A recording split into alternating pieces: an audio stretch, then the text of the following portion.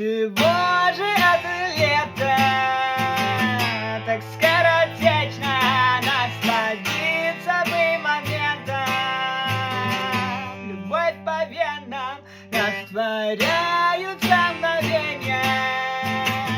Мы во вселенной, да, я знаю, плоть не вечна, но так бесценна.